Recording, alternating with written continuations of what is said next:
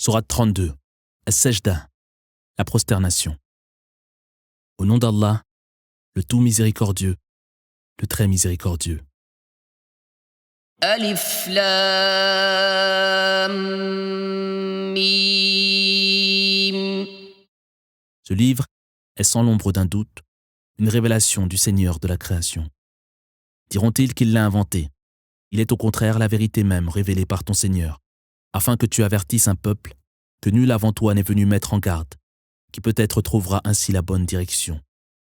Allah est celui qui en 6 jours a créé les cieux, la terre et ce qui se trouve entre eux, puis s'est élevé sur le trône. Nul ne pourra vous protéger de ses rigueurs, ni intercéder auprès de lui en votre faveur. Ne réfléchissez-vous donc pas? Ces commandements descendent du ciel jusqu'à la terre, avant de remonter vers lui, en un jour équivalent à 1000 ans, selon votre manière de compter.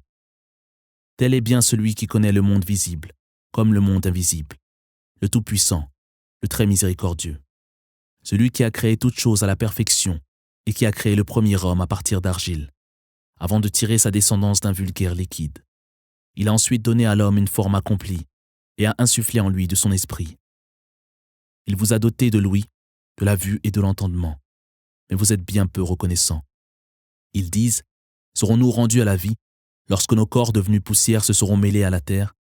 C'est qu'en réalité, ils ne croient nullement en la rencontre de leur Seigneur. Réponds-leur, l'ange de la mort qui est chargé de vous reprendra vos âmes, puis vous serez ramenés à votre Seigneur. Si tu pouvais voir les réprouvés, tête courbée de honte devant leur Seigneur, disant, Seigneur, nous avons vu et entendu. Rends-nous à la vie terrestre, nous ferons le bien. Nous sommes à présent convaincus. Nous aurions pu, si nous l'avions voulu, guider chaque créature vers la foi. Mais mon décret a été prononcé. Je remplirai certainement la géhenne de djinns et d'hommes à la fois. Goûtez donc le châtiment pour avoir renoncé à œuvrer en vue de l'avènement de ce jour. Nous renonçons à vous sauver et vous abandonnons à votre sort. Goûtez les tourments éternels pour prix de vos péchés. Seuls croient vraiment en nos versets ceux qui, lorsqu'ils leur sont rappelés, tombent à terre prosternés et célèbrent par les louanges la gloire de leur Seigneur en toute humilité. Ceux qui, après s'être arrachés à leur lit, prient leur Seigneur remplis de crainte et d'espoir, et qui offrent une partie de ce que nous leur avons accordé par charité. Nul ne sait ce qui leur est réservé, en récompense de leurs œuvres comme félicité. Le croyant est-il comparable au mécréant? Non, il ne saurait être à égalité.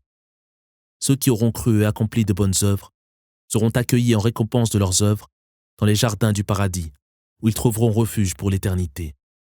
Quant aux impies, ils n'auront pour refuge que le feu de l'enfer. Chaque fois qu'ils tenteront d'en sortir, ils y seront ramenés et s'entendront dire « Goûtez le châtiment du feu, dont vous avez nié la réalité. » Nous les éprouverons ici-bas, afin qu'ils reviennent à Allah, avant d'infliger à ceux qui persistent dans l'impiété le châtiment le plus terrible de l'au-delà. Qui donc se charge d'une plus grande iniquité que celui qui, exhorté à méditer nos signes, préfère s'en détourner et rejeter la vérité. Nous ne manquerons pas de nous venger des criminels. Nous avons confié les Écritures à Moïse, ne doute donc pas de ta rencontre avec lui, et nous en avons fait un guide pour les fils d'Israël. Nous avons suscité parmi eux des chefs spirituels qui, conformément à nos commandements, appelèrent leurs fidèles à notre culte, tant qu'ils firent preuve de constance et crurent fermement en nos signes. Ton Seigneur tranchera assurément leurs différends le jour de la résurrection. N'ont-ils pas été édifiés par le sort subi avant eux par tant de peuples impies, anéantis par nous, et dont ils foulent les terres aujourd'hui? Voilà assurément des leçons à méditer. N'entendent-ils donc pas? Ne voient-ils pas que nous dirigeons vers une terre aride, l'eau de pluie, par laquelle nous faisons pousser des cultures, dont ils se nourrissent eux et leur bétail?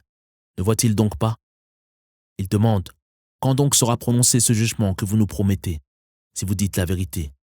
Réponds-leur, le jour du jugement, il sera inutile aux impies de faire acte de foi, et aucun sursis ne leur sera consenti.